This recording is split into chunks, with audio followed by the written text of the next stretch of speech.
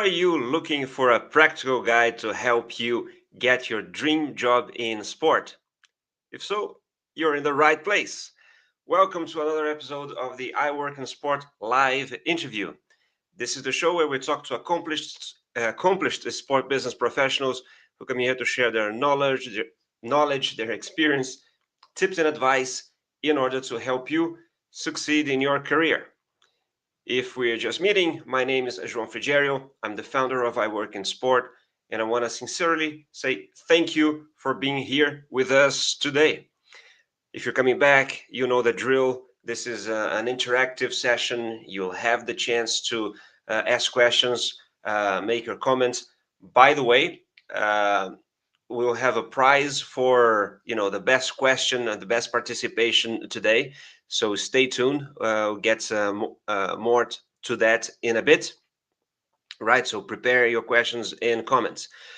Today, the episode is a little different, right? So instead of focusing on my guest's career journey, we will focus on lessons you will find in the book he's launching. This is the book here, Working in Sport, a practical guide or a practical approach to understanding your sport journey. And my guest today is the author, Dr. Rocco Porreca. Right, Rocco is a senior lecturer in marketing at Oxford Brookes Business School in the UK, and he specializes in marketing and business of sport.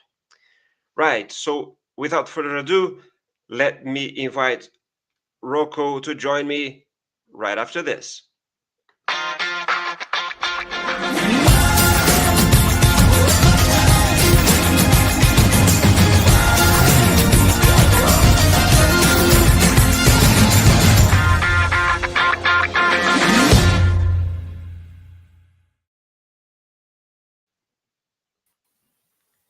Hello, Rocco. Welcome. Hi. Good, Thanks very much good for having to me. have you here. Where are you talking from? You're in the UK somewhere? Yeah, I'm talking to you from Oxford in the UK. Yep. All right. So Oxford, is it snowy there? Here in Switzerland, it's quite snowy today. Weirdly enough, we got like an okay amount of snow yesterday, and there's still a little bit left today. But it's quite cold, unfortunately. Normally it's pretty mild at this time, but it's been pretty chilly the last couple of days. Great. Listen, there's already some comments coming in. Rocco, I will invite everybody who's watching. Let us know where you're watching from. This is great to know. Just so you know, there is here Greenblade Management says Lynn University Sports Management students are excited to hear Dr. Porreca's interview today. Great to have you here with us. Pav is listening from Birmingham. He's a regular here. Thanks for being with us, Pav. And Alberto Fratin. I don't know where he's watching from, but he likes the Buffon shirt here in the wall. Anyway, let's get to it, Rocco. Well, before I actually I'll ask you to start with a quick summary of your career, introduce yourself, let us know a bit more about you. But I want to let everybody know who's watching, so you can stay until the end. We will give a copy of the book. The book will be a giveaway at the end. So stay with us, and in order to get your participation, actually Rocco will be choosing who the book will be given to, and that will depend on your participation, your comments, your questions. The best one will get the book. So we really want you to participate. By the way, also, if you don't get the book, there will be a link in the description. There is a link in the description, so people can go and buy it there too. Vanderlei Augusto saying hi from Brazil. Christiana Bennett from Charlotte. Hello. Anyway, Rocco, please tell us a bit about you, about your career. How did you start working in this field and got involved with sport? Yeah, absolutely. First, I just wanted to just quickly thank Dr. Barr and the Lynn University Sport Management students for joining. That's cool that you guys can make it. And then hi to Christiana as well. Thanks for joining. So yeah, I guess in terms of kind of my career in sport, this is something that I always wanted to do in some capacity. So I'm originally from New York in the United States. And so this aspect of kind of sport growing up was something I was probably obsessed with, and really wanted to kind of figure out a way where I could, do this as some type of a career. I probably learned early on that professional sport was not going to be the route I was going to take in terms of being an athlete and playing. But I really kind of was thinking, well, as I'm going through school, how can I continue to do something around sport and try to make a job out of it effectively. And so, that kind of led me to trying to somewhat learn about what avenues to take I could go to college for and get a degree in. And so I inevitably settled on sport management and getting a degree in sport management. And so I went and did my bachelor's and master's from SUNY Cortland in Western New York, and did that within sport management. And that was kind of the plan was, well, to be honest, the plan was originally I was just going to go for a bachelor's degree and then just get a job and start working in sport. Had the opportunity to stay for an additional year to do my master's, so decided to do that. And so that's kind of where I was going. And while I was there, it was really bestowed upon us at Cortland at university to gain experience. And so, one of our classes that we had was a practicum type of class. And so we had to volunteer throughout the course of the semester. We had to get X number of hours to be able to pass the class. And so early on at university, I was already starting to get some experiences doing various jobs within the sport industry, specifically around the university's athletics department, just to get kind of a feel for what it would be like. And so somewhat by kind of luck and random chance, we had, and SUNY Cortland was an Olympic training site for USA's team handball, women's team handball club. And so in the United States, right, team handball is not that big. It's quite large in Europe and other parts of the world, but the US is not as big. But either way, we were an Olympic training site for them. And so it gave the opportunity to get involved. And so this was a sport I was relatively unfamiliar with, but had the opportunity to work directly with the coaching staff. And so I met with them and kind of expressed my interest in wanting to learn, to be able to help out, just gain experience in some way. And so that, in a way, kind of started my career within sport, because I wound up doing video and statistics type of work with them and worked directly with the head coach, Christian, at the time. And so got to kind of formulate a nice relationship with him and the players, and learn a bit around what it was like to work within sport, and also kind of learn a little bit around the business side of it as well, where a lot of these players were working, other jobs and were yet still competing at trying to compete at a very high level. And so that effectively kind of started my career with working within sport. And so from there, it was a matter of trying to get different experiences. And so, after I had, or as I was finishing up university, I had to do a couple of internships. And so I did an internship with a skateboarding company, Rockstar Bearings, in New York City. And so I spent a summer working with them. And then following summer, I worked as a director of summer sports camps at a local community college, Columbia Green Community College in New York. And so I wound up getting a few different kind of takes on the sport industry at this skateboarding company. It was very small, very, very small company. A couple of guys that were running it had a very tiny office. And so I got to learn, though, however, a lot of the different aspects of running a very small business, from just basic kind of marketing to how they were working with their athletes, effectively how they went about paying the athletes that they sponsored. And so that to me was a really unique kind of experience. There's this element of working, like I mentioned, as a director of summer sport camps the following summer, and got a little bit more of kind of some managerial types of experience where I was still finishing up university, so still quite young, and was kind of in charge of running these sport camps over the course of a summer, which was, Right. dealing with parents and dealing with, a lot of kids of different ages.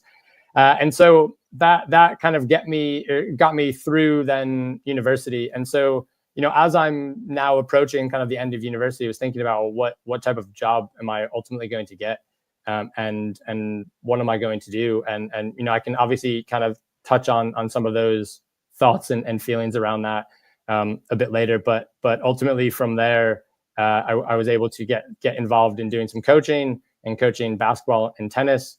And those experiences of coaching, varsity basketball and tennis kind of really, in a way, started aspects of my actual sport career, where that then led me into being able to teach tennis and coach tennis on a bit of a more full-time level, working as a tennis pro and a tournament director. And then that got me finally into where I kind of ended working in sport with the United States Tennis Association, and spending a few years working within their player development department. And so kind of all these experiences really led from one to the other, and gained quite a bit of knowledge from all of that. But it was definitely a bit of a unique kind of journey into working on sport. But I know that was a very quick kind of summary of all of that. No, it was very good.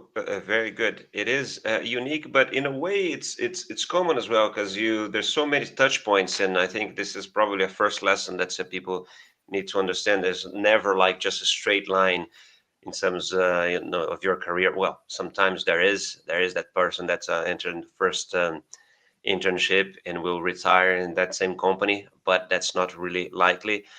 Uh, Funny that from what you're describing, I would imagine that you would go more really working on a sports organization or more corporate, and then there was at some point a turn into the academic role. And how did that happen? So if I'm being, very kind of blunt in how all this happened, was, basically it was just as I was, doing a bit of kind of work in sport on a part-time level, I was personally getting to the point where I didn't know if it was actually going to work. So I kind of thought that, there's only going to be so much that I'm going to be able to do in terms of working like multiple kind of part-time jobs within the sport industry. And so I decided that, if I were to go back to school and get my doctorate, that I would at least give myself a bit of a backup plan, where if it didn't work out within the sport, then I could go back and I could at least go and get involved in teaching on an academic side, and say I would at least have some experience. I've obviously been around in terms of the business aspect of it a bit. And so I thought at least I could go back and try and help some students and try to get the route of teaching. So I wound up just doing, mainly while I was working with the USTA, doing my doctorate kind of part-time in the evenings and on the side. And so that way I was always doing this as a bit of a as a backup plan. And then as a part of my doctorate, I had to do effectively another type of an internship, except this one had to deal with actual teaching. And so I tried to get out of doing it, if I'm also being honest. But the university, the United States Sports Academy, where I got my doctorate from, said no to this. And so this is where the Lynn University connection comes in with Dr. Barr. And Chad, he was the one that really gave me a start from an academic side in terms of my career.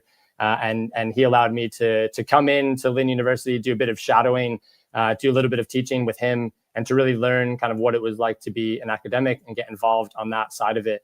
And so as I was doing that, while I was finishing up my degree and working with the USTA, I really started to enjoy, working with students and having larger conversations around the sport industry. And it reminded me of, when I was a student and I was like constantly asking a lot of questions to other professors and trying to pick their brains about how they got to where they were, or what they did. And I realized that, maybe actually this is something that I could be involved in and kind of work with students and be able to try and help give them some of the knowledge that I had tried to obtain and seek when I was younger, and kind of have my way of, a little bit of giving back to them. So it was something where, I really started to enjoy it. And I'll talk about, or I can talk about this a little bit in terms of decision making, but we were at a point where I was working at the USTA. I had just finished up my doctorate, and I was still doing a little bit with Lynn University kind of on the side. And the USTA, where I was working in Boca Raton in South Florida, the location that we were at, they were moving. And so they're actually moving from Boca Raton, South Florida, to Orlando in Central Florida. And so I kind of had to make this decision on, do I kind of give up what I'm doing in terms of, getting some experience teaching at Lynn and thinking about some of this academic route, and move to Central Florida and continue working with the USTA? Or do I make the other decision and effectively stop working with the USTA and try to pursue being an academic on a full-time basis? And so ultimately made the decision to say, you know what, I've had a really nice time working with the USTA, really a ton of nice people that I met there, and very much enjoyed it.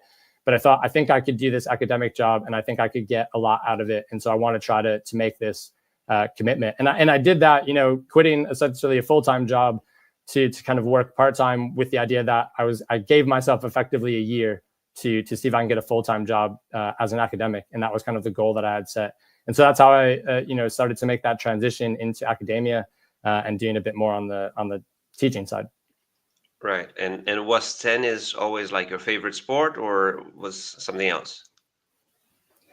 Growing up, tennis and basketball were always, big sports that I had participated in and really enjoyed. I was also very much into, like skateboarding and surfing, and that's why I wanted to do kind of the internship that I had done before. But again, some of it was just kind of random, where, I had wound up coming back from university. I'd graduated and was basically thinking, okay, I don't have a job. What am I going to do now? And there was an opportunity to get involved coaching varsity basketball. And so I applied for this job, again, part-time, didn't pay very much money, but I thought, okay, maybe this will be some good experience that I can get, at least while I'm looking for other jobs. That then led to me coaching tennis, again, something that I had played, growing up and played throughout high school and things. And then so that led me to coaching tennis, which I enjoyed. And then I thought maybe I could make a career out of coaching tennis. So I went and, got my coaching certification and went through that whole testing system to then become, professionally recognized in terms of coaching tennis, which then did allow me to, like I say, get into coaching tennis. But it definitely wasn't, when I was at university, a plan to be like, I'm going to be, a tennis coach, or I want to work in the tennis industry. Right. I didn't really know what I wanted to do. All I know is that I wanted to work in sports, but despite being at university for 4 years, I still didn't quite figure out like what avenue of it I wanted to. I just knew that I liked working with people. I like sport. It'd be cool if I could work with athletes. And that was kind of all I really went into the thought process behind it. Right. Listen, I'm going to get to the book in 1 minute. Next question will be about that. But you gave very comprehensive summary of your career, of the choices that you made, how every step you took there to lead you to where you are at the moment. What are the main lessons learned? So I would say the main lessons that I certainly learned, and I feel as though a group of the people that I interviewed for the book, I think had some similar sentiments, was one for sure is that of patience. I know that when I was starting out trying to get involved in the sport industry, I probably had zero patience. I just kind of went into it thinking, okay, I've got a master's degree, I'm ready to work, I've got experience working in the industry, so surely I should be able to get a job and should be able to contribute right away. And so I found myself losing patience quite often, where I was again realizing that it's a very competitive industry, me just kind of assuming that, maybe being a bit naive in this, I was being relatively young, and thinking that I should just be getting a job because I have a degree and a little bit of experience. And so I didn't really have very much patience. And even when I got some of these jobs, I feel I wasn't really trying to enjoy it as much as I could. And I think I was always focusing very much on, okay, the next steps, how am I going to build upon this? How is this going to get me promoted or get me a different type of a job that I'll be able to have perhaps more success in? And so I think I was probably making a lot of decisions somewhat quickly and didn't really have as much patience to kind of see it out, know that there's kind of a long road ahead, try to learn from what's going on around you, be the best at what it is that you were doing at that moment in time, and then be able to kind of grow from there. So one definitely was patience. A second one that I learned, probably even now, I'm still not that great at it, and I'm still forcing myself to learn it. But this element of focus. And so like I say, still do it a bit to this day, but very much when I was first starting out, I was constantly focusing on others. And I was looking at, some of my peers around me, some of my friends that perhaps I went to university with, or other people that I see working, and thinking like, they're ahead of me. They've gotten jobs already, or they've already been promoted within their jobs, or they're doing something, different from what I'm doing. And, why have I not gotten there? And constantly kind of comparing myself to what other people were doing, as opposed to focusing on myself and kind of focusing on my journey and where I wanted to go. I was very, very much paying attention to what other people were doing. And I've learned that that's, certainly not very healthy, but it's also just not the way to go about doing it. And we just need to be focusing on ourselves and kind of where we're going. And then I think one last final kind of third point in terms of what I really felt like I've learned along the way is that of networking. And so one of the individuals, Dr. Larry Lauer of the USTA, he was someone that I interviewed for the book.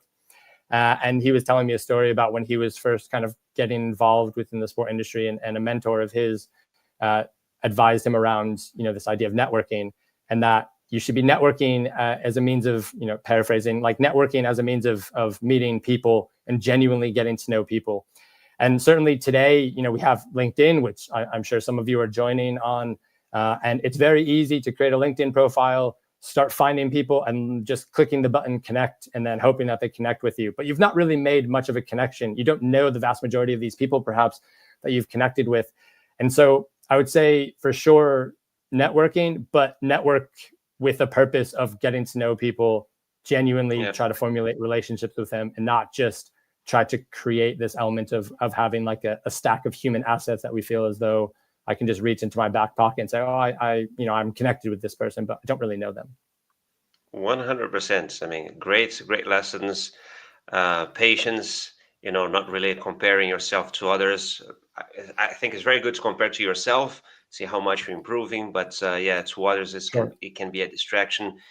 And that advice on networking, it's very valid. I usually do that as well. This will certainly be a highlight that we're going to cut. Hello, Gianluca. This one, we're going to put this one out there. Listen, this was so valuable. I think we're good. We're good to go. No, we're still going to talk about the book now. I want to know, Rocco, how did this idea of writing the book come about? How did you decide to do it? By the way, there's already some questions and comments getting here from Vanderlei, from Pav, from Christiana. We're going to get to that a bit later, but please keep sending them in. So the book has been, I would say, conceptualized in my brain for a relatively long time. This was something when I was still in kind of South Florida, just finishing up my doctorate. I was thinking that I was viewing it from the perspective of, it took me a while to really get involved in the sport industry in terms of a full-time basis. I had always been, doing some part-time work and always was getting experience over the years. So I was always had my foot in the door of the industry, but not so much on like a full-time, I feel as though I've made or going to start making a career out of this.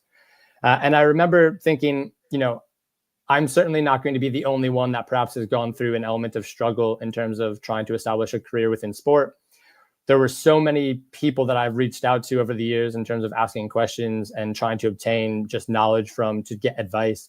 And I thought, maybe there could be a resource that includes kind of all of this, right? Includes essentially bits and pieces of knowledge and insight that instead of, potential students or individuals having to go and try and ask a variety of people, that there could just be this one kind of set of this set knowledge of resource that people could use and have access to then be able to hopefully help them. So I think my thought was a little bit on the sides of, I want to try to help people. And I think that perhaps some of my experiences people could learn from, and if I could prevent someone from maybe going through some of the, in some ways, like emotional experiences that I felt in terms of, not feeling as though I'm really making it or going to make it, and try to give, people some more insight into what they can do to better prepare themselves at an earlier juncture in their career, then I think that would be something I would really like to do.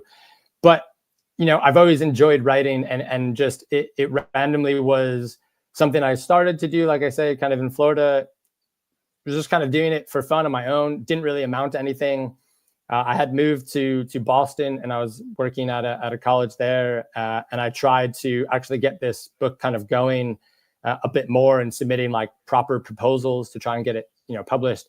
And that didn't work out. So then I kind of put it on the back burner again and thought, okay, maybe this is just not going to be something that works out. Maybe I'll just do it for myself for fun.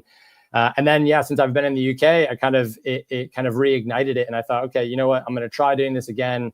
I've been able to do a little bit more in terms of some like research publications from my kind of academic side of my career. So maybe that'll give me a little bit more, I might be viewed a little bit better in terms of some of these publishers in kind of reviewing this. So then I just thought, you know what, this is something I really want to do, and I'm going to try to figure out a way to do it regardless. And so, I thought, let me put it together. Let me put together like a proper proposal, send it to some publishers, see how it goes, and see if anybody kind of views it positively. And then, we got Routledge here that viewed it positively, and then thought, let's kind of go ahead with it. And so then, that really kind of set the wheels in motion and gave it the opportunity to actually turn into something.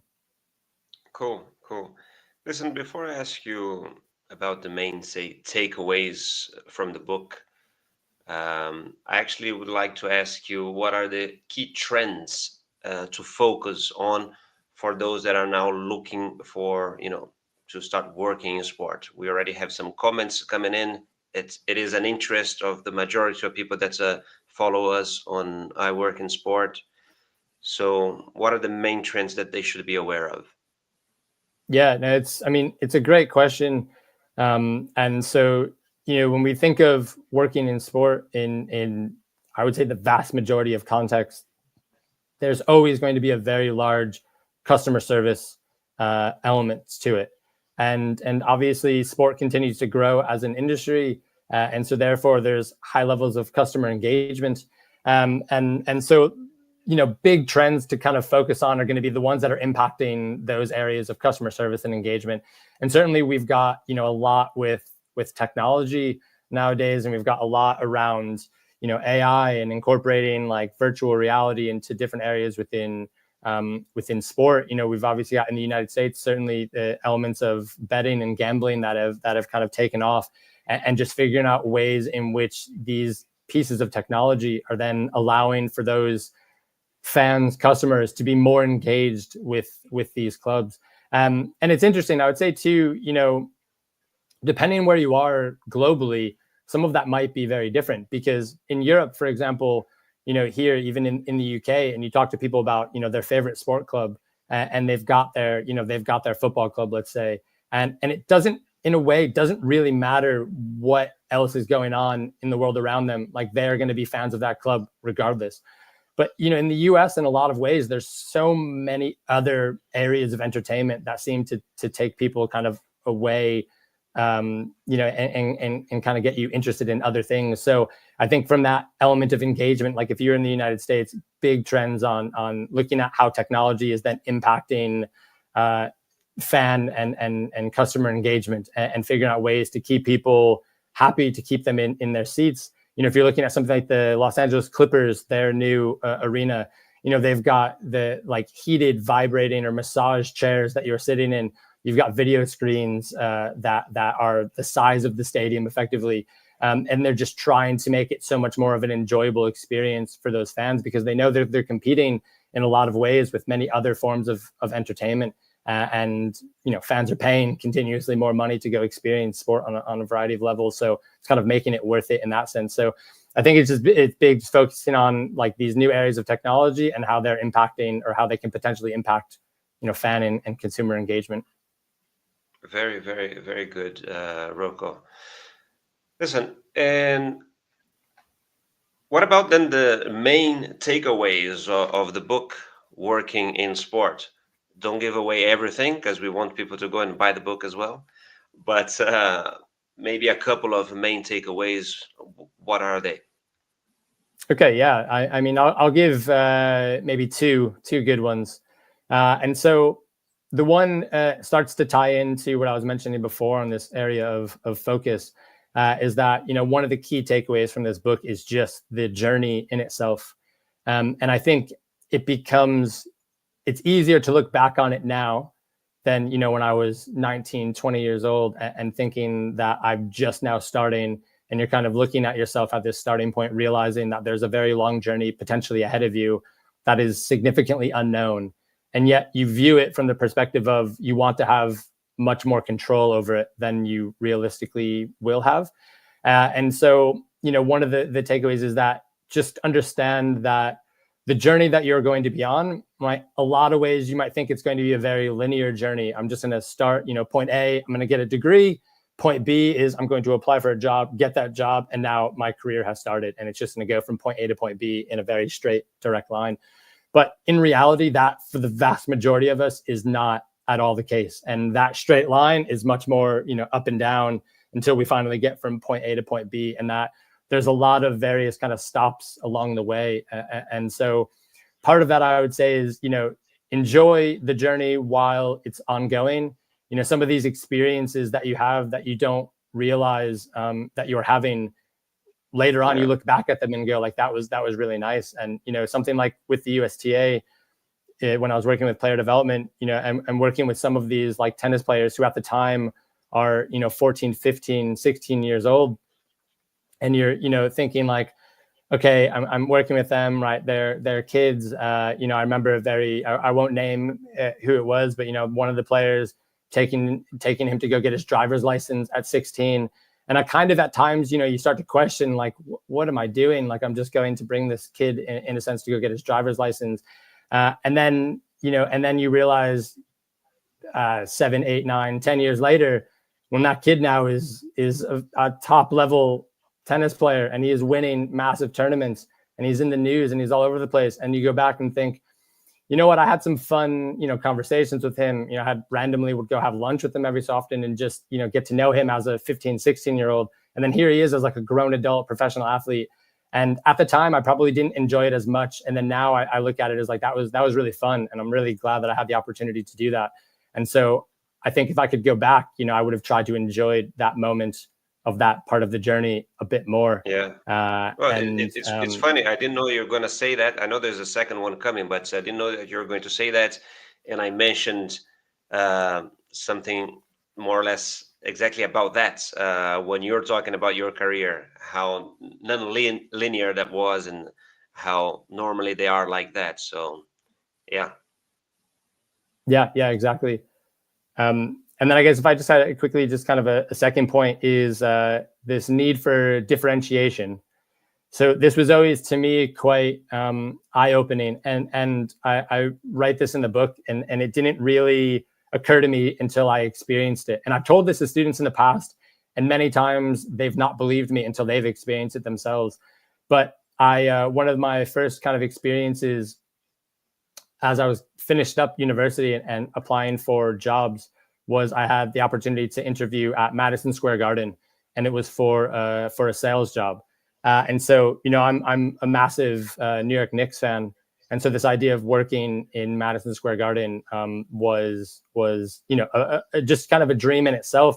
It was a random sales job. It wasn't even doing only sales for the Knicks. It was just doing sales for everything that happened at Madison Square Garden. And so I was really excited to have this opportunity to interview. So I remember, I get a call and they say, hey, we want to come interview, we want you to come to Madison Square Garden and interview. And I go, okay, amazing. They give me the day and they say, yeah, could you be here, at 9 a.m., 9 or 10 a.m. and you'll have like the hour window. So just come in and we're doing all the interviews within this hour window. So if you could be at the start of the hour. Yeah, perfect. So I get to Madison Square Garden at 9 or 10. I don't remember which one it was, but 9 or 10 in the morning, that the day of the interview. I walk in, I check in. The person at the desk said, yeah, thank you. Go ahead and sit down. We'll call you when we're ready. So I walk into the waiting room, Madison Square Garden. I'm seeing all these pictures of Knicks players, trophies from, a long time ago, unfortunately, but still nonetheless some trophies. And then I happen to walk into the waiting room and I look around, and there's quite a few people in this room that are of familiar faces to me. And I go like, okay, I sat next to that person at a class in college. I've seen that person in college as well. And I'm like, we went to college 7 or so hours away from Manhattan. And here we are in this 1 hour time of this one day. I felt very confident that I recognized half of the people in the room. And I remember thinking, like, this is impossible. Like, this is just this 1 hour time block. And half of the people in here I went to college with or saw them some way along the way in college. And we're all here interviewing for the exact same job. And kind of at that moment, I realized, like, how am I any different than these people? Like, we went to the same university, we have the exact same degree and piece of paper. And yeah, maybe some of our experiences are a little bit different, but at the end of the day, we're all going to be like quite similar. And so, spoiler, I didn't get that job. And so that really left me leaving that place just going like, how in the world am I going to separate myself from, 10 other people in the same room, let alone, however many you're sitting in class with, next to you now. And you think about how many students there are studying sport management, for example, and how many universities have it. There's a lot of competition. So this need for figuring out a way in which you are different and what separates you from your peers is massively important. Yeah. Yeah, 100%. Great, great takeaway as well. Listen, there is as I said, the number of questions and comments here. We're going to get that in 1 minute. By the way, if you didn't post your question yet, your comment yet, do that. We're going to give a copy of this book to the best question or the best comments, and I'll let Rocco decide. I'll have one more only, and then I'll pass to the ones that have been posted here in the comments. All right. To close from me, Rocco, what is the one piece of advice that you give to someone wanting to start a career in sport? I would say the one piece of advice I would say, I mean, there's quite a few, and I can give more than one if you want. Well, okay, I was going to say if I give the this shameless plug of the actual book in itself, parts of the final chapter are all of the people that are interviewed. So I interviewed just over 20 people from kind of around the world who have worked in different aspects of the sport industry. And I asked them all 19 the exact same question. 19 of them, just let them know that 19 of them are great.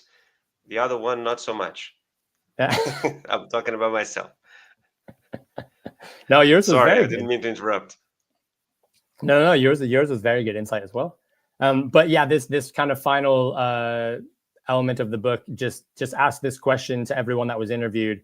And I just put the exact quote in there for their pieces of advice in terms of where they've gotten. So there's a lot of advice amongst these people who have worked in the sport industry in a variety of levels. And so that I thought was really, really insightful. But I think, the one piece of advice kind of from my perspective of something that I haven't mentioned yet was, I guess it's kind of two parts, is to have an idea of what you want to do ultimately within the sport industry in some regards. Me personally, I went into this idea of I just want to work in sport. Again, I like working like with people and thought it would be fun or cool to work with athletes, but I had no real direction on how I was going to make that happen. It was just, again, this is what I want to do, but I didn't really know how to actually do it, or is that the best route, or how can I get involved in doing this? I didn't know like what types of careers other than coaching led you to kind of working with athletes effectively. And so that, I think, if I had known going into while I was at university to kind of have these conversations with others a bit more, to say, look, I really like working with athletes. What are the various options outside of coaching that can kind of get me involved in doing this?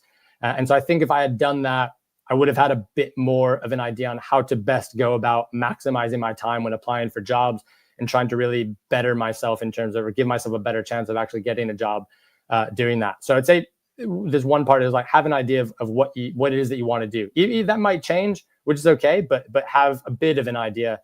And then I would say within that, as you're going along kind of your journey and this path that you might have set for yourself, early on, don't be afraid to deviate from that path.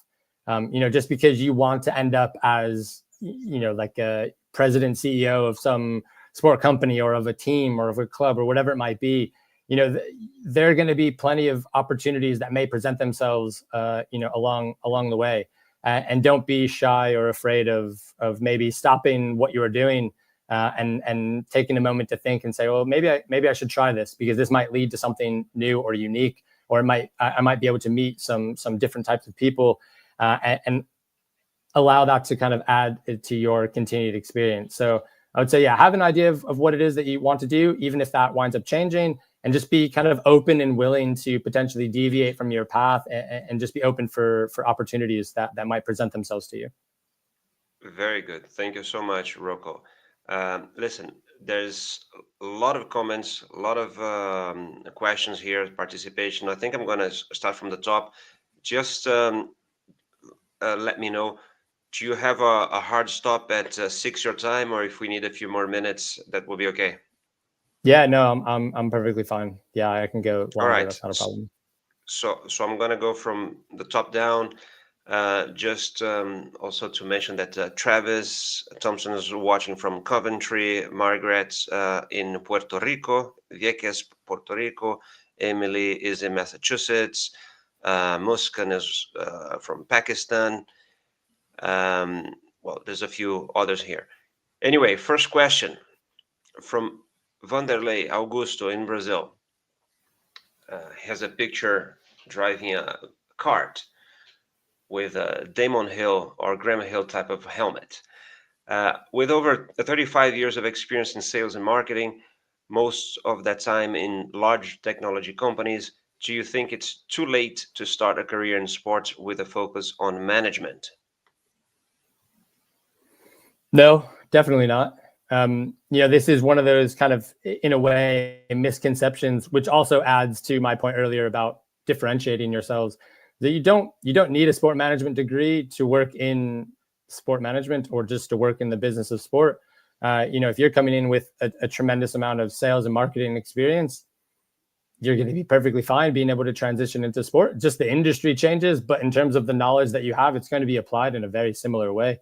It's just going to be the industry is different. So, you've got, obviously, like you say, 35 or over 35 years of experience, especially if it's going to be on a managerial level. I imagine at times within your career of sales and marketing, there's been some elements of leading and managing, and whether it's been a direct title or not, but there's going to be elements of you doing that. So no, I would say definitely not in terms of that being too late to start it. I would say that's just as good a time as anybody else to be embarking on a career in sport. Yeah, definitely. Any advice on which way to do it? Should he look for a course of some sorts, or just go a different way? Well, maybe start with a book, and Yeah, no, absolutely. Yeah.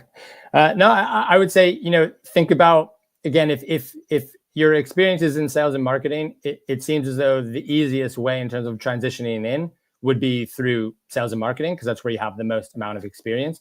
However, if when you are, tailoring kind of your CV and your cover letter, just ensure that you are having that elements of showcasing your ability to lead and manage, and that you can step somewhat seamlessly into a managerial type of role within sport.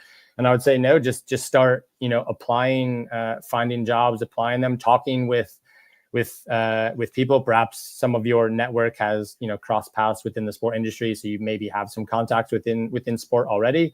But I would say, you're coming in with a significant amount of experience, and I think that would be certainly quite beneficial, and looked favorably from that of sport organizations.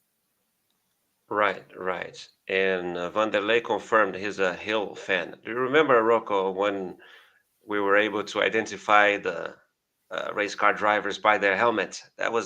Those were good times. They kept the Not so design for easy life. anymore. Now we never know who's who. Things are going Exactly. crazy.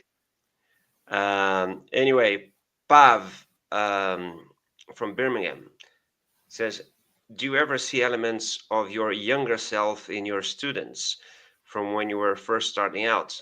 It must help them a lot because you have your own life lessons to use as example. Yeah, it's a really good question as well. But yeah, certainly, because I think, on the sports side specifically, so when you have students that want to work in the sport industry, there's always like a very strong passion around, around sport. And so I can very much see myself, as one of them. But one of the things that I try to kind of use now as a means of helping them is that it's very easy for us to view sport from the side of being a fan, right? Most of us, whether we want to work in the sport industry or not, are fans of sport in some way. It's very easy to talk about. We talk with family and friends about sport, and we view it solely from kind of a fandom point of view. Yet the industry or the business of sport is a business, right? It doesn't matter if you're a fan of the club or of the team or of the sport, right? You are essentially doing a job that's going to help grow that business, that industry, whatever their objectives are. So the biggest thing is, or not the biggest, but one of the biggest things is to try and convince some of these students to, okay, fine, be a fan, but also learn about what the sport industry is, and learn about it as a business. And remember that that's what you're effectively trying to do.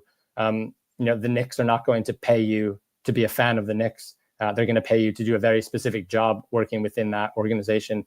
And so we need to understand how sport operates as a business, and not solely from just the side of it being fun and of us just kind of being fans around it. So I usually see that a lot. And then I at least now can kind of use some of my experiences to try to say, again, it's fine, be a fan, enjoy sport, but then also we need to start thinking about it from more of a business standpoint, and more of that type of focus. Brilliant. Thank you. Christiana Bennett, MBA. Great gems of knowledge. By the way, she made that comment maybe 30 minutes ago. Just so you hopefully you can still feel the same, locate Christiana. what she was referring to was at the start. Anyway, how do you feel? What do you feel are some additional valuable qualities needed to be successful in the industry? Yeah, it's a really good question. And so certainly, we look at these areas of soft and hard skills. And so a lot of these soft skills, are things that we need to constantly develop. So being able to communicate well, being able to work together with others in teams. And so certainly, having some effective soft skills are going to be very important, in being able to articulate the fact that, yeah, I'm a good communicator. I work well with others. I can be empathetic in situations. And so being able to kind of showcase those within, the people that I interviewed, a lot of the consensus was also around language learning. And it was around being able to try and be able to speak more than one language. And depending kind of where you are in the world, that second language can perhaps be a bit debatable. But I know it was, a few of the people that I talked to were viewing this on a very simplistic level as well, of like, just go out and do Duolingo every day, try to have a little baseline of being able to communicate in another language, because it can go a long way. And one individual in particular worked for the International Ski Federation. And so he had been working on Spanish, and so one of the events that he was going to was in Spain, and so he was then just started communicating within Spanish with the people that he was working with in terms of the event, and it just kind of brought that together much nicely, and he was able to kind of fit in much easier in a way. So just having something like that as well. It's not to say that we need to put a ton of pressure on ourselves and to be able to speak fluently multiple languages. But if you have that opportunity to then try and pick up, another language, and one, if it's like you're in the United States, Spanish, for example, if you're in Europe, something like French, being able to have, even if it's just a basic understanding, to then be able to be a bit more relatable, because sport is it's just becoming more and more global. So we're, everyone's working with people from all around the world. So something like that can be quite helpful as well. Right. Thank you. Another one from Vanderlei Augusto here. I think you already mentioned a part of it before, but how do you see the inclusion of new technologies such as artificial intelligence in the technical areas, management and sports marketing? Yeah, I mean, if you see something like using even if it's something like virtual reality and artificial intelligence as well, to create kind of mock-ups for what have like a kind of a mock-up of the stadium. And then if you were thinking from like a marketing side, being able to put signage around the stadium and to be able to then have the perspective of what that would look like, digitally, as opposed to literally going very old school of like, let's hang parts of the signage up. What does it look like? What are the vantage points? Can people see it? Things like that.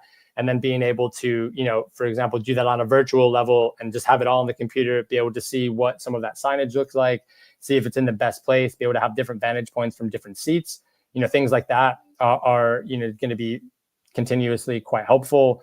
Certainly as well from a marketing side with technology, just in terms of, digital advertisements. And not that this is something inherently new, but the ability to be able to, depending on where, games, for example, are broadcast around the world, of being able to have different types of marketing campaigns run, that are digitally, that are just kind of imposed at the stadium or on the pitch, that you're not seeing while you're there, but that you're seeing while you're watching on TV, and have different advertisements for different people around the world.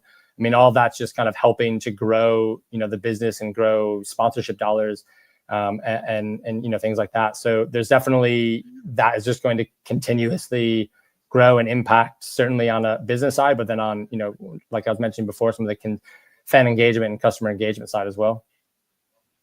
Okay, all right. There's a question from Greenblade Management. I don't know if this is one person, if this is a group of people. And they say, what advice would you give a recent graduate with limited, if any, experience in sports who's looking to work in sport? Listen, I think the first advice I would give to Greenblade is then come back to the video later, rewind it, watch it from the top, because the first 35 minutes was about that. But if you would like to add something, Rocco. Yeah, I mean, I think there's a couple ways to kind of go about this, and one would be, well, can you start then getting some experience within the sport industry now? Whether, again, it's just something volunteering, at college or university, being able to just go and try to help out within the athletics department, or just kind of get your foot in the door that way. And I know that this is something that I've experienced with students as well, is that, some students might be, in addition to going to university, right, paying for their college and university, and then are working part-time or even full-time while they're doing university. So the idea of trying to volunteer within the sport industry while then working perhaps full or part-time and then do university seems slightly overwhelming. Then I would say leverage your work experiences. One of my good friends, Alex, that I went to college with, who works for NBC Sports and the Olympics, who I also interviewed for the book, is very big on that himself. And he knows that when he is in the position of interviewing and going through resumes for positions, if he sees that those individuals don't have any sport experience, right, he starts to look at, well, do they have any other type of working experience? And, maybe they are working, again, to support themselves or to help pay for college or university.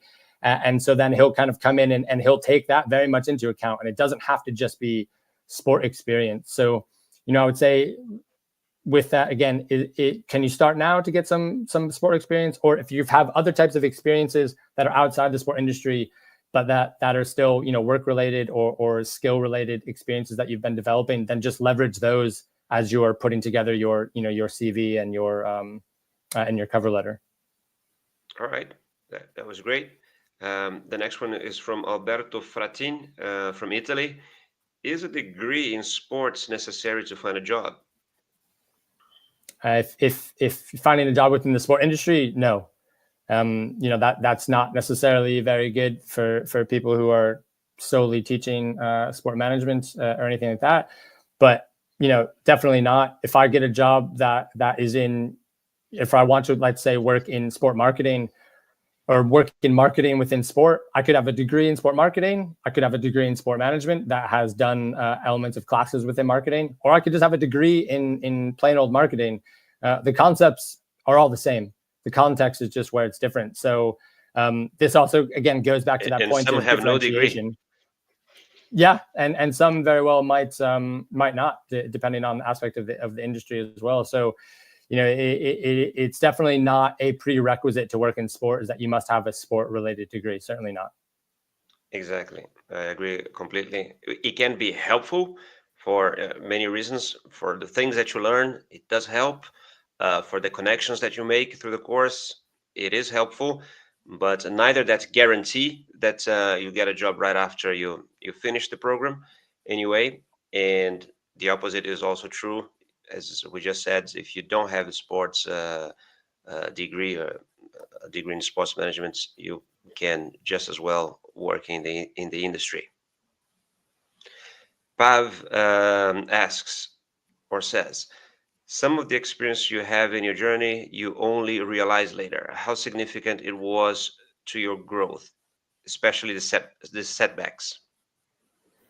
Yeah, that's a great question, and I would say it's certainly more significant from a mental standpoint now, for sure. Definitely early on, like I say, there was a lot for me, at least in terms of comparing to what others were doing, and was constantly looking at and assuming that other people were just far more successful than I was at an earlier stage. When actually, when I've talked with some of these people, it's not the case. They're just very good at kind of masking some of the struggles that they were perhaps having as well. But definitely now I've tried, even though I'm not going to kind of sit here and preach that I'm perfect at it, because I'm definitely not. But there's this element of growth mindset and this element of, if you're experiencing some level of a setback, or you've applied for a job and you've not gotten a call back, or you didn't get a job that you had some interviews for, right? Using those moments as time for reflection on how you can ultimately improve yourself, and where can you kind of go from there, and how can that help you grow and move towards the next one. So I think it's very easy for us to kind of have some of these setbacks or some of these experiences that we might classify or deem as a failure. But if we can try to take a bit more of a positive spin on it, and it's not easy, so don't think that it's just, you just have to change your mindset and that's it. I mean, you have to start with that, but this idea of taking some of these setbacks and thinking about it from a developmental standpoint, and thinking, okay, I made it, perhaps this many rounds in the interview this time. I think I did really well here. I think I could improve a little bit more here, and that was then going to set me up for the next one, as opposed to maybe getting down or even kind of sulking a bit around this idea of like, I didn't get it, I feel like I should have, and whatever it might be. So definitely now, because a world in academics is also filled with people telling you things are not very good and that you're not very good, and there's these elements of setbacks for sure all the time. And so that definitely still bothers me a lot. But in the same way, I think I've at least tried to take this kind of growth mindset approach towards it, and use some of these setbacks as means of hopefully furthering myself and going towards where I want to go in more of a positive way, as opposed to that of a negative way. Yeah, well, very, very good answer for a very good question. Congratulations, Pav. You're probably in the top 3 here to win a book. Who knows? Who knows? There's Muskan here in Pakistan. It says, could you suggest some in-demand skills that professionals in the sports industry should focus on to stand out? Yeah, also a really good question. I think part of the answer to your question depends on the area of the sport industry that you want to work in. And so there are definitely some general ones, around communication, around interpersonal skills, around having just kind of knowledge of the sport industry and how, consumers and fans are a major part of it, and like the importance of engagement and things of that nature. But if you have, for example, a specific area of the sport industry that you want to ultimately work in, then focusing on different skills that help set you apart in that particular area. So as an example, take something like, I want to work in, ticket sales. And so a few of the people that I interviewed for the book work in ticket sales. And so one of the biggest things that they do on a daily basis is formulate relationships. They call people on the phone, many of whom are not expecting them to call, and they attempt to strike up a nice conversation about whichever club they're working for, and try to convince you to pull out your credit card and buy a number of tickets. And that is not an easy thing to do. And so something like, if you wanted to work in sales, is then, be comfortable being rejected, and be comfortable talking and being able to communicate and develop relationships. Or, some people are always, when I've talked with them on the student side, there's, I want to be, a head coach, or I want to be, a chief executive officer of a football club. And so, okay, great. But with that, comes a significant amount of leadership. It comes a significant amount of decision making. And so ensuring that you then are developing skills that are helping you to get into that position. So you're developing leadership skills.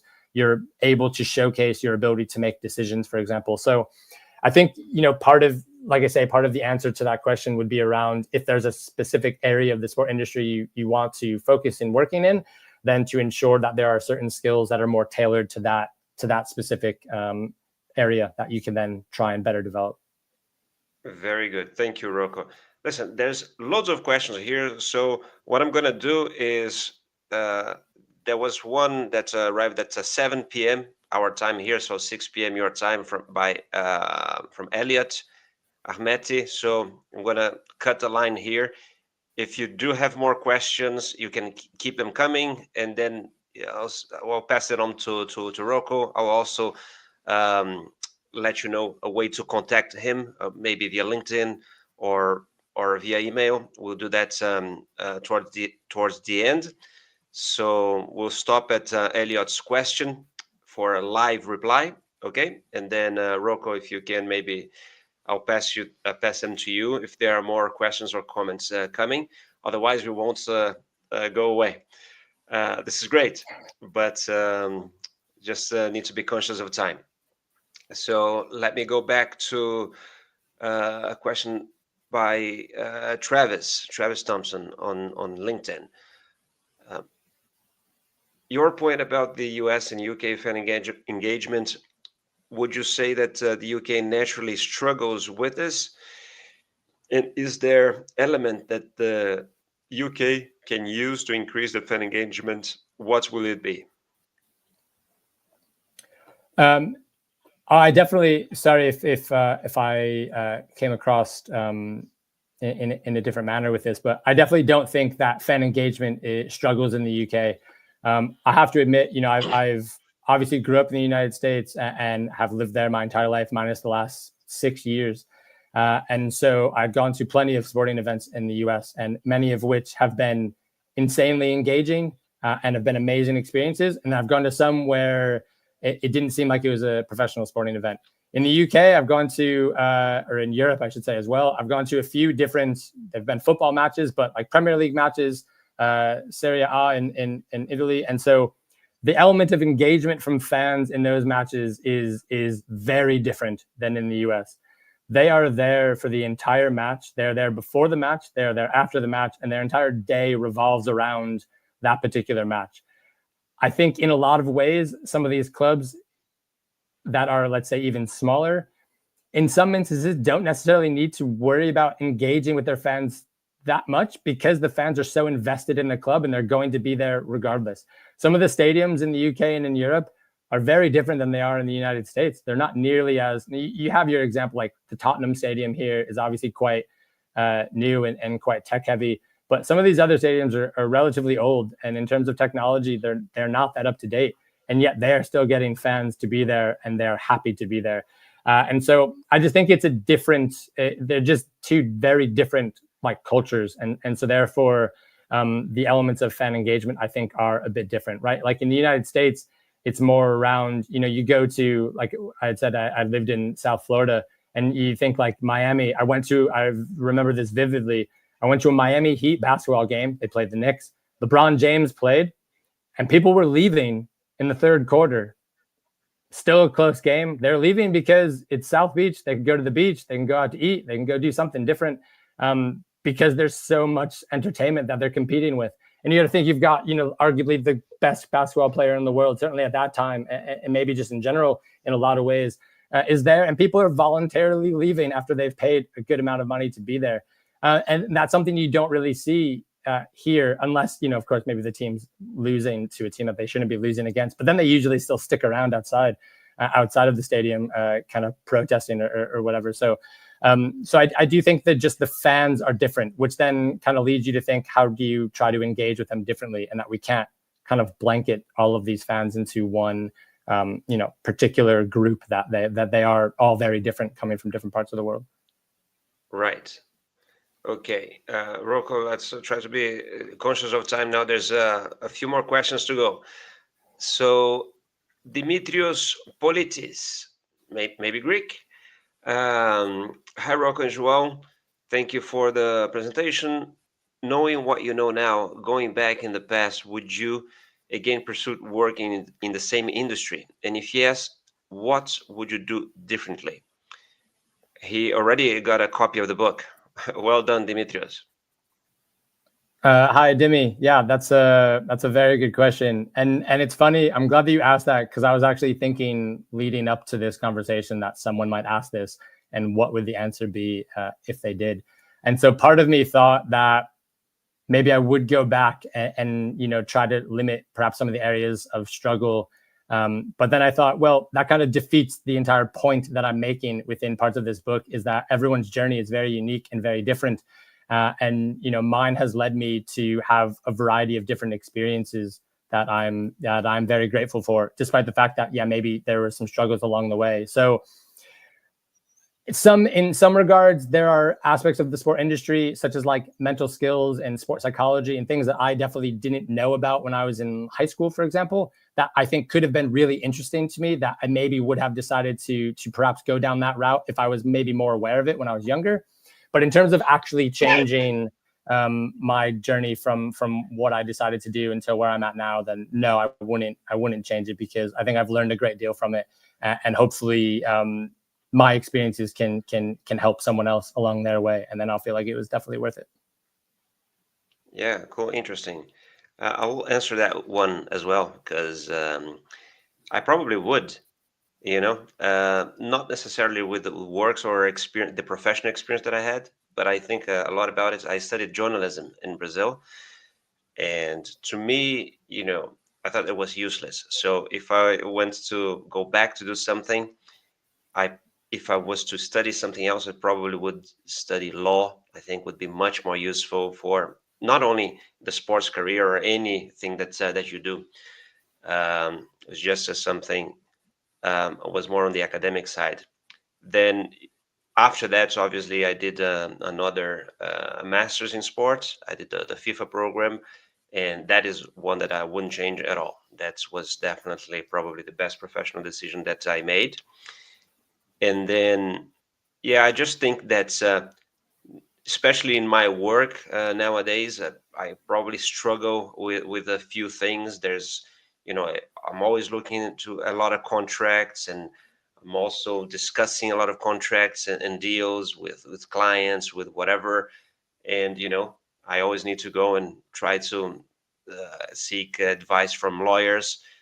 And so that's why I think that if I would go back, I probably would actually have studied law, but would continue doing pretty much the same thing that I do professionally. Another one now from Travis, I think, again, as a current MS sports management student, what do you think the landscape of sports management will look like in the future? Yeah, that is also a very good question. I It's mean, a I think tough it's one. just getting. Yeah, it is a tough one. I think, though, where we can at least see where some of the trends have gone with this is that there's going to be continuously more money invested into it. I think we're going to continue to see it become more globalized. So I think, perhaps when I was at college and university and thinking of getting a degree in sport management, you were probably thinking that the vast majority of the jobs I'm going to get are definitely going to be in the United States, and most likely close to the area of where, I'm going to university or where I'm from. Whereas now I think that there's so many of these programs that are incorporating international elements to it, that it's almost kind of like a given that we're going to be just becoming increasingly more global, and that we might get a degree from one place and then be working on the complete other side of the globe. So I think that there's going to be a larger international focus on all of these aspects of sport management. There's going to constantly or continuously be elements on fans and fan engagement. And then, this incorporation of technology to make games, to make sport in itself, much more, at least on a professional or commercialized level, continuously more exciting, and to keep people coming back. So yeah, I think it's safe to say it's just going to keep growing, and I don't see it going anywhere kind of but up in a lot of ways moving forward. So hopefully that kind of answers the question. Yeah, definitely does, I think. There's one here from Jolanta Veitkeviciene. Sorry, Jolanta, I killed your or murdered your name. It's not showing here. It just says LinkedIn user. Do you think that sports clothing plays significant role in sports activities? So I don't know. I might need slight more clarification in an aspect of what you mean with like sport activities. But if you take at least on a business side, and you take clothing, and you take the element of sponsorship on top of that clothing, that's certainly adding a big role into kind of sport in itself. Obviously, in Europe, it's something that's quite common. In the US, we're starting to see like the NBA.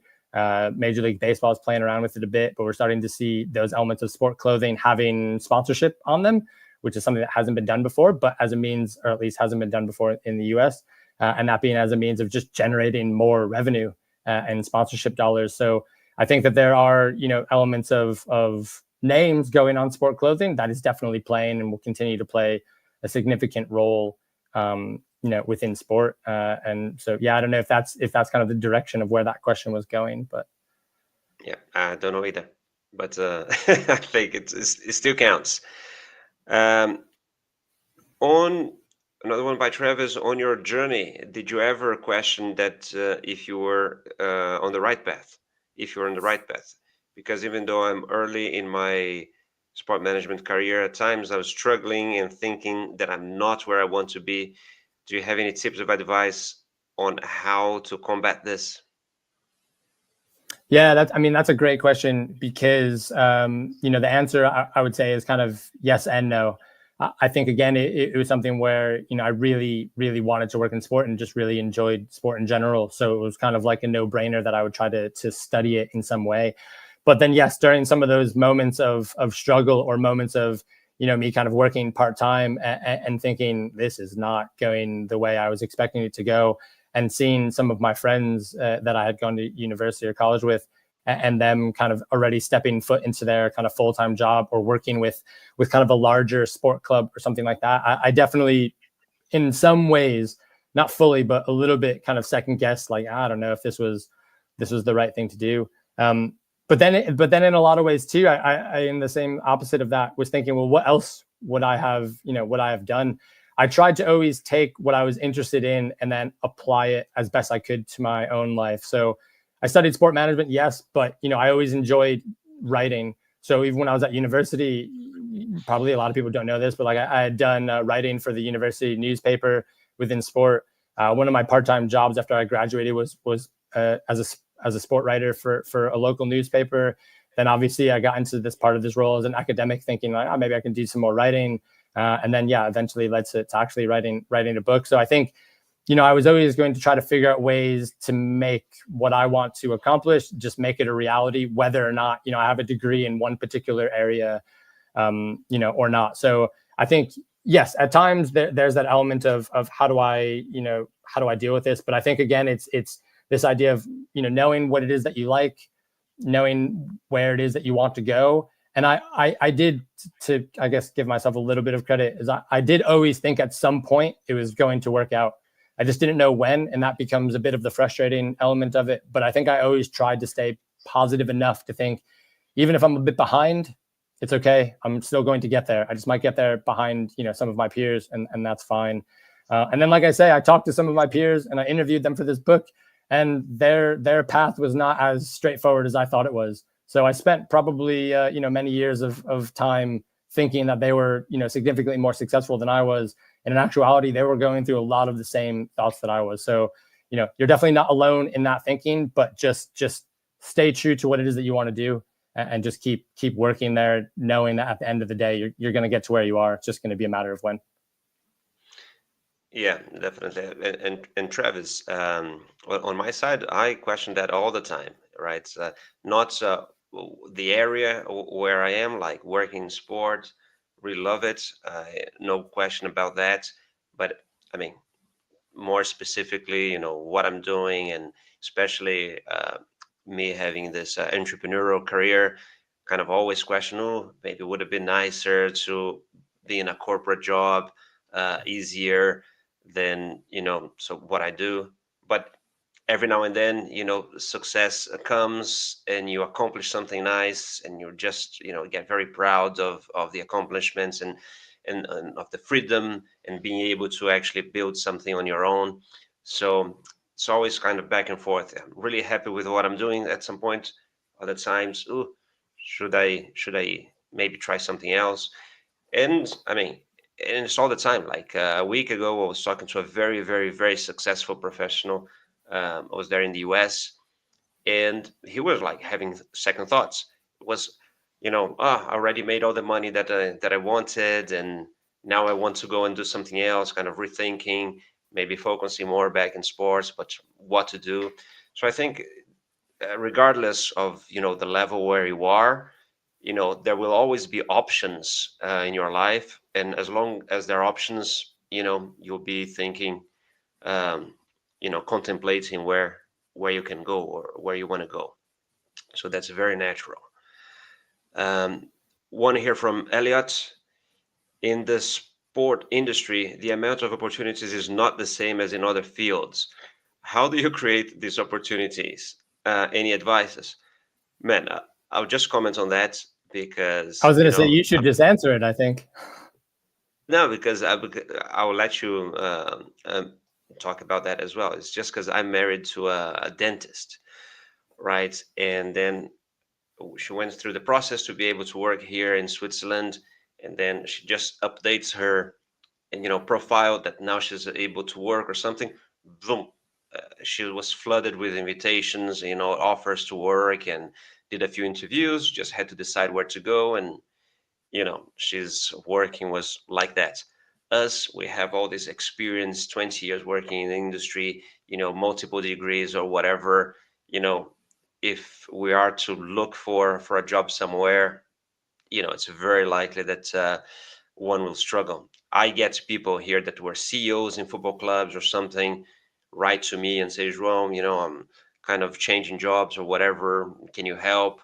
And it's not easy, even if you're very, very accomplished. So, yeah, the sports industry is not an easy one, uh, especially because of that, right? It's full of fans. So people, many of us would just go, especially depending on where we're going to work. If it's our team, maybe if you're going to work for the Knicks, as you mentioned, or me for Santos, or here, I would work for free, right? Or for whatever. Um, so it makes it very, very difficult industry to work on.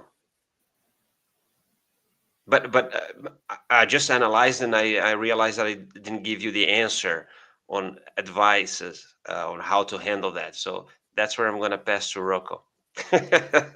Well, I was going to say your story with the business that you've created, I think is a testament to part of the answer to this question in terms of identifying opportunity, and you effectively creating that opportunity for yourself.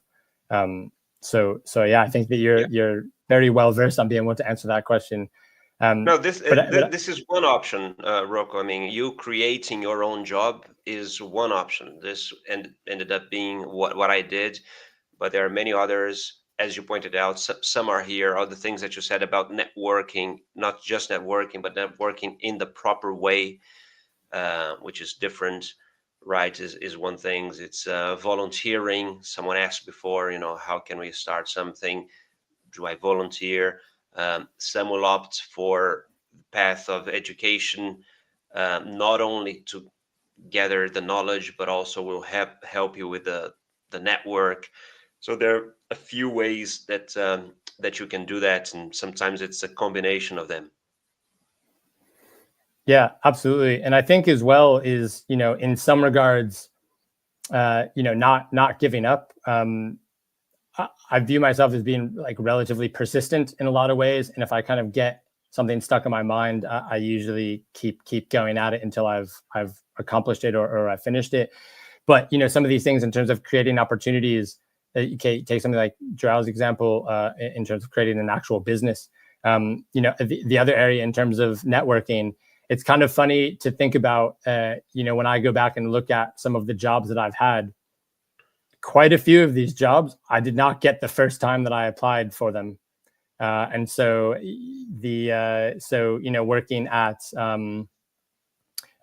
the USTA for player development, I'd applied there for a few times and had quite a few interviews, to be honest, and didn't get a handful of those jobs, and then wound up getting a job based on the idea that they had kind of remembered me from my from previous interviews, and then reached out to me about it. So having at least had perhaps some good enough of an impression to create that bit of networking and relationship. This Midtown Athletic Club, where I worked as a tennis pro, I got a job there very similarly. I'd gone, interviewed, wasn't great, didn't get the job, and then wound up, however many months, a year or so later, kind of got a call to say, oh, there's an opening now, and you'd be interested to see if you would like that. And then even on an academic side at Coventry University, where I worked at prior to where I am now, same with them. I had a couple of interviews there, thought it went well, didn't get the job, and then wound up applying again and got a job. So in a lot of these ways, like, there were opportunities, I didn't get those opportunities, but I stayed relatively persistent in looking for when those opportunities did present themselves, then to try to best capitalize on them while they're there. So again, kind of know your value, know what you feel as though you can bring to the table, and then just when those opportunities are presented, then try to take advantage of them while they're there. Cool. Very good. Actually, before we go to the next one, I'm going to just plug here two things that we do at iWorkinSport. Elliot, we just published last week, I think, a list with 50 plus sports job boards. So job boards focus in sports. So there is a list of maybe of top 15, I think, and then you can register and you access a table with more than 50 focus in different countries. So I suggest you go and have a look at that. That may be able to help you in your search. And the other one, as I mentioned a few times, I think education sometimes can be quite interesting. One thing that we also have is a quiz that we created to help you find what would be the best program for you. So if you go to iWorkinSport.com/quiz, there are 10 questions there. You just answer those, and then we're gonna the artificial intelligence will recommend to you, I think, 3 programs that best match your profile. Then you might have a look. Many of them give scholarships. So those are 2 things that I can add to that. Now we're almost at the end here, Rocco. So just a couple more. Sophia. Yeah, of course. Ruff says, how is data science being applied in sports, particularly when it comes to predicting match outcomes? Could you share some insights on its implementation? I'm not a specialist on that, so are you happy to comment? Yeah, of course. Hi, Sophia. Hope you guys are doing well. So yeah, it's a really good question also, and so certainly the element of data analytics has become huge within sport. We're seeing a lot more sport analytics courses specifically being developed. So something like Syracuse University, also in Western New York, they have a relatively strong and they're growing this kind of analytics program. And they're not the only one, but they're hiring more just within sport analytics themselves to teach there as a means of including that within the program. So we're seeing, certainly elements of data science and data scientists working within sport clubs to in a way best prepare some of those athletes for playing. However, one of the things I think that's quite interesting about this is I was at actually a conference on analytics within sport, and I forgot the gentleman's name, but he worked for a football soccer club. And so he had done quite a bit of analytics around shots on goal. And he was talking about how the percentage of athletes, football players, soccer players, when they're shooting outside of the box, it's so low in terms of the likelihood that they will score. And so he was trying to make this point in terms of why clubs effectively are like allowing or encouraging players to take shots from outside the box when everything should really be inside the box, because that's where you have the highest percentage, of scoring. However, this thing about sport, which is inherently unique, is the unpredictability element of it entirely. And so, you watch and we look at like highlights of football shots, and so many of these highlights are coming from outside the box, and so many good shots that have effectively won matches. And so despite the fact that from a data analysis side and like statistically speaking, it's the low percentage option, it nonetheless, sport is unpredictable, and so therefore there are still these moments of chance that very much exist within sport. And so despite the fact that there's obviously a lot more in terms of tracking athletes, in terms of like tennis as well, in terms of like how many shots that they're hitting in the course of a match, where those shots are going, percentages around those shots, steps that they're taking, that we have all of this data to then be able to analyze performance, which is, super helpful in comparison to where we were kind of years ago when that type of stuff didn't exist. So it's very much becoming applicable to performance within sport. But I think the element of predicting the outcomes, there's still this element of unpredictability within sport, because you just don't know what's going to happen. Even if it seems like the match or the athletes are, kind of one-sided, it's still, there's that element of chance that it could go the other way than what is effectively predicted. But yeah, really good question also. Right.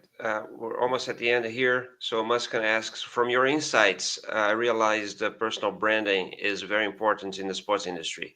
Can you share any personal examples of how you built your presence, seeing others being successful through it?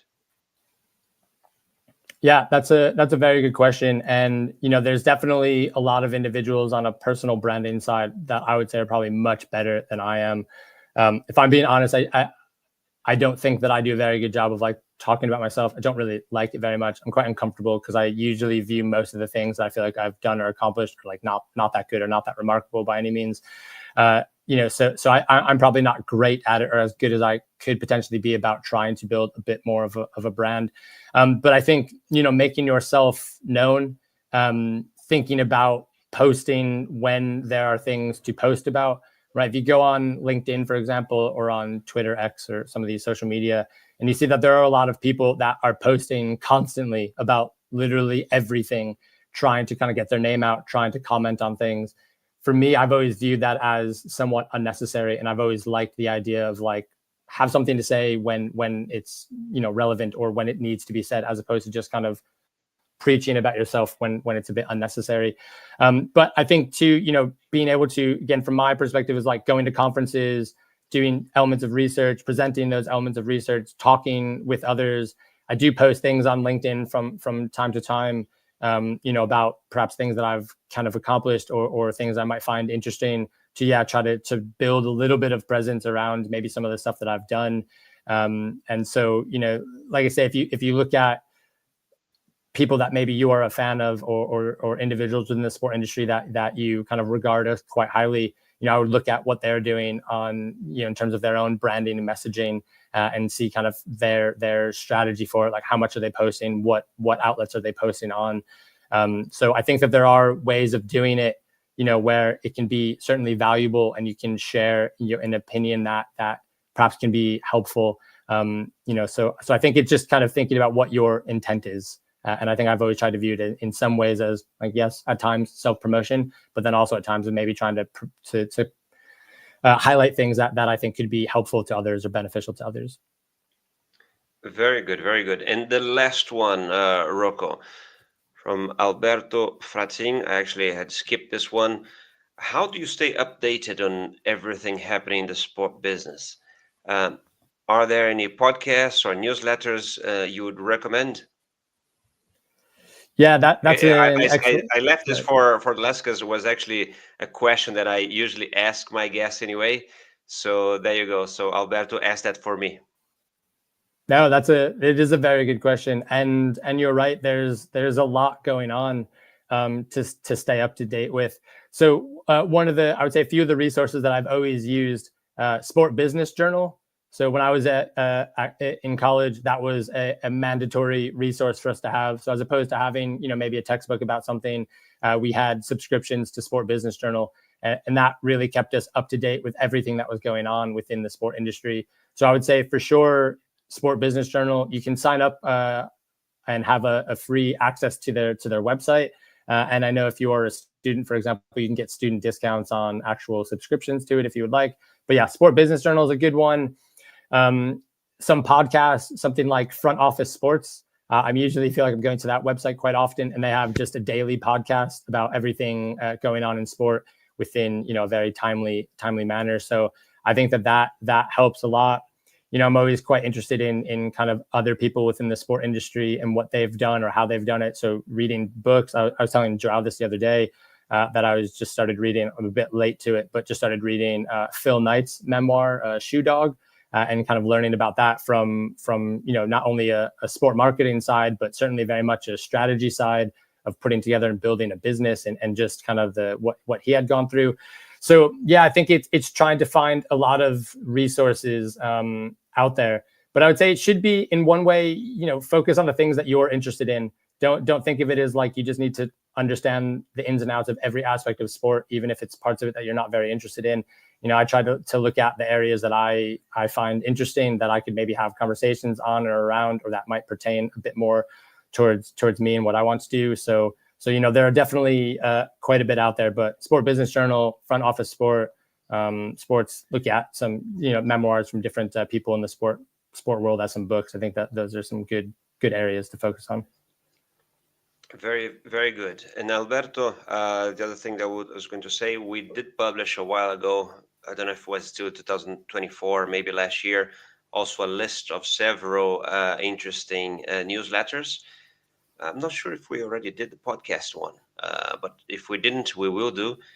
But if you go to iWorkinSport.com/insights, there's and then you search for newsletters there, you'll find the article with maybe 10 or 15 newsletters that you might want to follow. All of those listed by Rocco are there, and more. Guys, there are more questions that came through. Maybe, I don't know if Anton wasn't here when I explained. We had to cut the last question came in at 7, because otherwise we won't leave. But Rocco will get back to you later. We just crossed like 90 minutes of podcast, so that's longer than what we normally do, which is great. It means that there was a lot of questions, a lot of participation, and we get to that point. Rocco, you are going to choose someone to get a copy of this book. You send me 2 books. I have mine, and a second one that I'm gonna send to whoever you tell me to. So it's up to you. I think you have a list of all questions there next to you as well, if you want to choose someone. Okay. Everybody stands. Well, I will say the questions are really good. And if I'm also being honest, I didn't think I was going to get so many questions just in general. So that's really good. And I'm glad that there were so many of you that had questions to ask. And like I said, I don't know, it's maybe a little bit difficult to pick one that really stands out more than the other ones, because I think that there are so many that were quite good. However, if I have to pick one, and one that I do think kind of resonated with me quite closely, so I think this is the one that I'll go with. And again, this is not an indication that the other questions weren't nearly as good as well, because all the questions were quite good. But the one from Pav around some of the experiences you have in your journey, and you only realize it later, how significant was it to your growth?